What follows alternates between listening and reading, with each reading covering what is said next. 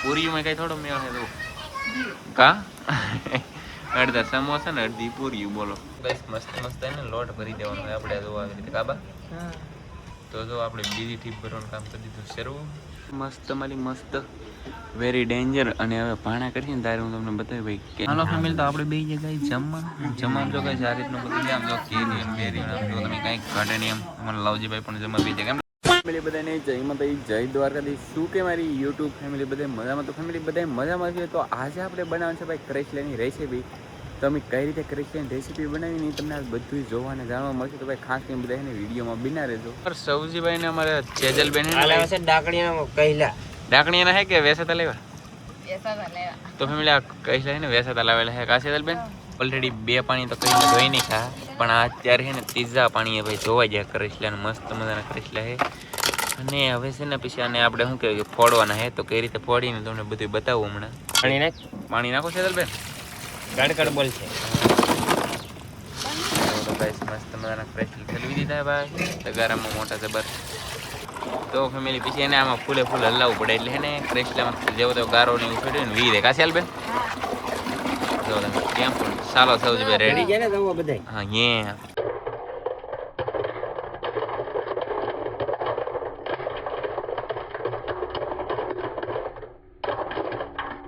Family મસ્ત મજાના લીંગા નીકળે લીંગા પા બધા નીકળે સ્લો મશીનમાં કાશેલ બેન અહીંયા મને કરેશલા કઈ રીતે રિપેર કર્યું ચાલો બતાવું તો જો ફેમિલી આ રીતની કંઈક મસ્ત મળી મસ્ત કરેશલી છે હાલો સેલ બેન હવે ફોડો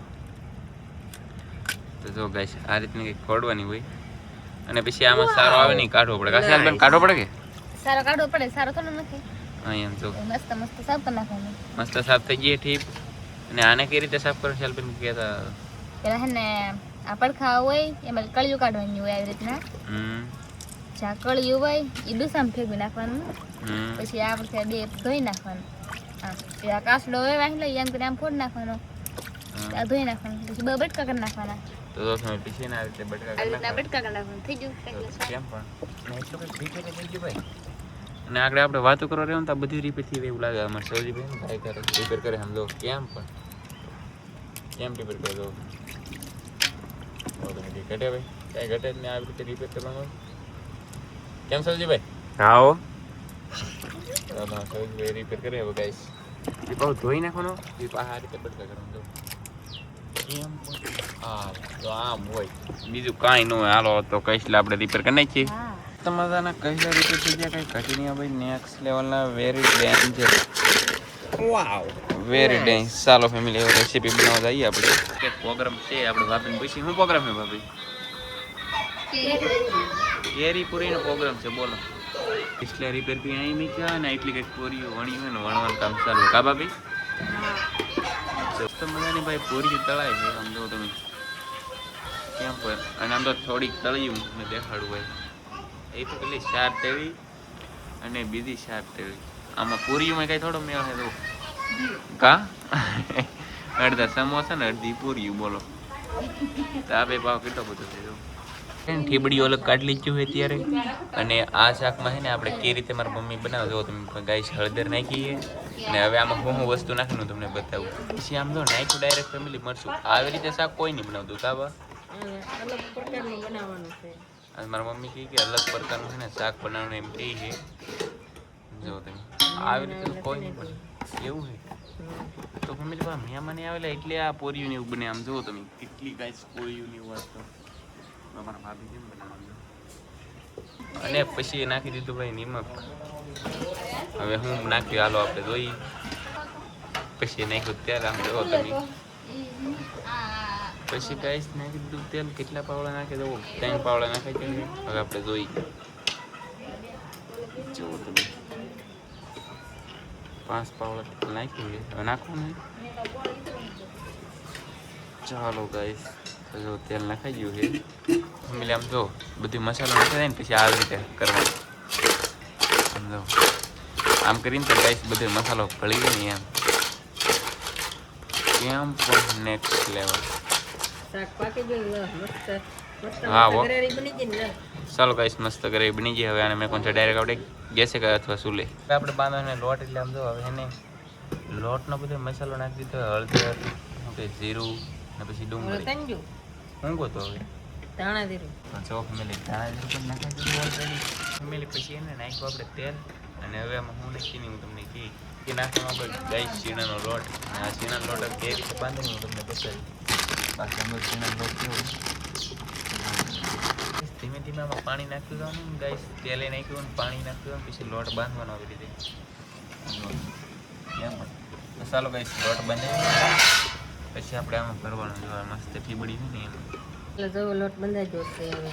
તો હવે આને શું કરવાનું ટીપમાં ભરી લેવાનો. ફેમિલી હવે છે ને ટીપમાં કરવાનો છે જો તમે આવી રીતે. તો ચાલો ગાઈસ મસ્ત મસ્ત એને લોટ ભરી દેવાનો હોય આપણે જો આવી રીતે કાબા. હા તો જો આપણે બીજી ટીપ ભરવાનું કામ કરી દીધું શરૂ.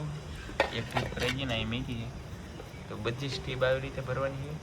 મસ્ત મજાના હે ને ઠીબડા ભરાઈ ગયા અને ઠીબડા કહેવાય કે ભાઈ ઠીબું કહેવાય તમે કમેન્ટ કરજો. હું તો ઠીબડા કહું ક્યારેક ઠીબું કહું તો ગમે જે કોઈ હાલે. સમજો મસ્ત મસ્ત ભરાઈ ગયું છે અને હવે આની રેસીપી બનાવી આપણે પાણી નાખી દીધું હોય જો તમે એટલું કંઈક નાખ્યું હોય આપણે એને ગેસ ઉપરથી શાક મેગી દીધું બનવા અને પછી આંધણ થઈ જાય ને પછી છે ને આપણે હમણાં ઠીબું નાખવાનું એ તો આંધણ તો આમ કહેતા હોય તો થઈ ગયું છે હમણાં થોડીક વારમાં નાખીએ આપણે ઠીબું. ચાલો ફેમિલી તો હવે છે ને આપણે ધીમે ધીમે એક એક કરીને બધી ઠીબું નાખી દઈએ એમ તો સો ગાઈસ ત્યાં પણ મસ્ત મજા છે ને બધી ઠીબું મેકી દઈએ એટલે મસ્ત મસ્ત પાકી દઈએ. ચાલો ફેમિલી તો એને બીજી ઠીબું નાખી દઉં મસ્ત મજાની. હવે છે ને આપણે ઢાંકી દેવાની ગાઈસ થાળી મસ્ત મજાની.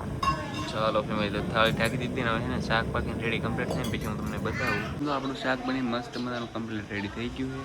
તો જો આ રીતનું ભાઈ કંઈક શાક બન્યું મસ્ત મારી મસ્ત વેરી ડેન્જર. અને હવે ભાણા કરીએ ને ત્યારે હું તમને બતાવી ભાઈ કહીશ કેવું શાક બન્યું. આમ જો તમે ક્યાં પણ કલરમાં કંઈ ન ઘટે જોરદાર કલર જો ભાઈ. ફેમિલી અત્યારે એને અમારા ભાભીને એને છે ને ગાઈસ કેરી મોળવાનું કામ શરૂ કરી દીધું. આમ જો તમે કેમ કે મહેમાન આવેલા એટલે ભાઈ કેરી તો મોળવવી જ પડે. તો આ બધું પણ એક થાળી છે મેથી રોટલા છે આમાં હું છે તમને બતાવું.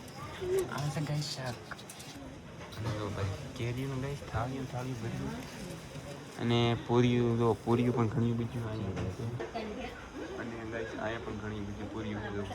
તો ફેમિલી અત્યારે મારા મમ્મીએ ગાઈસ ભાણા કરવાનું કામ કરી દીધું શરૂ. તો મસ્ત મજાના ભાણા કરી ડેન્જર કંઈ ઘટે નહીં. હાલો ફેમિલી તો આપણે બે જગ્યાએ જમવા જો ગાઈસ આ રીતનું બધું આમ જો કેરી અને બેરી આમ જો તમે કંઈક ઘટે નહીં એમ. અમારા લાવજીભાઈ પણ જમવા બે જાય કેમ લાવજીભાઈ. ચાલો ફેમિલી તો આપણે બધા જમી લઈએ. બાકી આવડા બધાને જમવાનું પણ એ વાર છે. અત્યારે આપણે મસ્ત મજાનું ગાઈસ ગુડ મોર્નિંગ થઈ ગયા. મોર્નિંગમાં અમારે સેજલબેનનું કામ કરીને તમને બતાવું. પહેલું કામ એને હોય સૌથી પહેલાં ચા બનાવવાનું. કા સેજલબેન હા એમ તો ફેમિલી આમ તો અમારે સેજલબેન બનાવી રહ્યા છે શાક. તો ચા બની પછી અમારે બધા નાસ્તો કરવાનો છે. તો અમારા બેનની તો કોરડા આપેલ છે ને તો આજે આવ્યા પણ મેં તમને બતાવ્યા નહીં. આજે મારી પાસે લઈ ગયા શું કે ભાઈ પટવાથી આવેલા છે ને હજી અહીંયા છે તો એ પણ દાહીની તારે હું તમને બતાવીને ગાઈસ મહેમાન વાગ્યા છે. કાપણ કે રોકાવું નહીં આવે નહીં ભાગીએ ને ધીમે ધીમે ભાગવું એમ કે છે. તો અમારા બેન ને બધા વાગ્યા છે. સારું હાલો આવજો પછી હું પાછા. હા અમે આવીશું હાલો. અને કૃષ્ણની રેસીપીનો વિડીયો કેવો લાગે ને ભાઈ ખાસ કરીને કમેન્ટ કરજો. ભાઈ મહેમાનની આવે ને મહેમાનની બધા જોઈ ગયા ઓહોની રીતે જમી મેં મહેમાન છે ને ગાઈસ બ્લોગમાં કેમ ન લીધા કંઈ અમુકને સારું લાગે અમુકને ન સારું લાગે એટલે છે ને મેં કંઈ વિડીયોમાં ન લીધા.